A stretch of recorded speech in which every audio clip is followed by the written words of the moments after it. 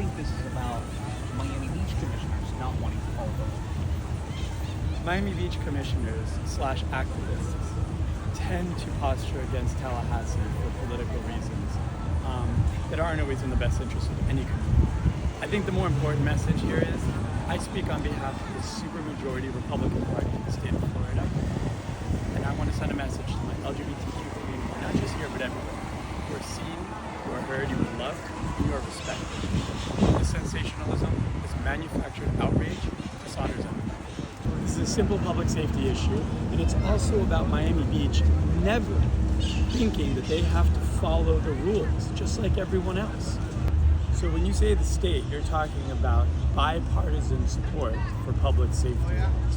You're aware of it, right? We've had Republicans and Democrats unanimously vote to enforce our public safety laws and rules and regulations that already exist on the books. Sure.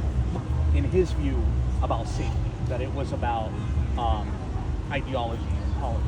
So I'm wondering, what do you think? So when it comes to Alex Fernandez, everything needs to be about ideology and politics. He's a high school dropout who represents a multi-million-dollar economy in the city of Miami Beach as a commissioner, put in by the establishment, who's approved every irresponsible overdevelopment project in this district, building upon failing infrastructure. I guarantee you these pavers, which are representative of the tropical historic identity of Ocean Drive and our America's Riviera Art Deco district, are not even listed on the Art and Public Places registry here in Miami Beach.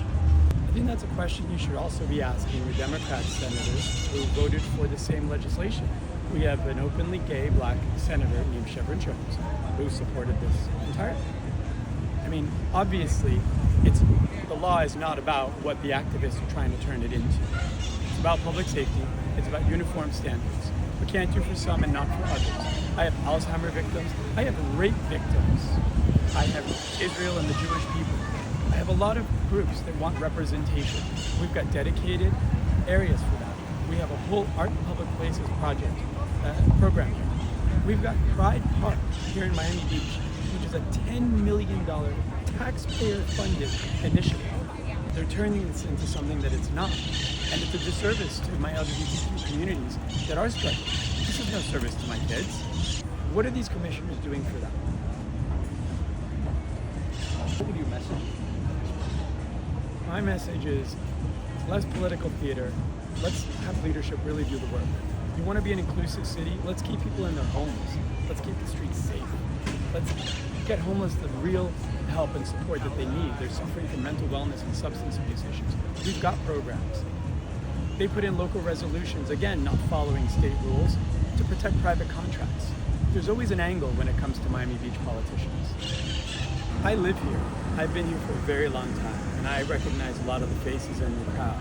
And those making the most outrageous situations worse are paid activists. They usually work for organizations like Equality Florida or SAVE, and if you look them up, they're six-figure paid activists who do nothing to actually serve the LGBT community. I don't have a single counselor with a master's in early child psychology or early child development available in any of my public schools in District 106. What are they doing to address the needs of children who are feeling displaced, not just within cliques in the playground, maybe within their own bodies, within themselves? How are we addressing the needs of our children that are crying for help and resources to better understand the balance of where they need to go so they can make real life decisions as adults on any kind of life they want to live? I think somehow this is always trying to get framed into the state is doing this. Miami Beach is doing this. Miami Beach finds itself somehow to always be the exception to laws that are on the books, whether it's public safety, whether it's addressing overdevelopment, whether it's interpreting legislation in its most conservative form or its most liberal form. They try to make their own rules. Uniform traffic standards are uniform. I have children, artists from schools that have presented projects that want to be painted on public right-of-ways. They've been denied. Alzheimer groups, rape victims need representation. This is not about one community. We are one community as a whole. In its entirety, we must respect uniform standards of code. Think about it. If we wanted to give everybody that level of representation, we'd need a dedicated office, taxpayer funded, to review everybody's request. because everybody's voice should matter. So what Miami Beach has done here, the sensationalism that they've caused around this, I don't see the outrage.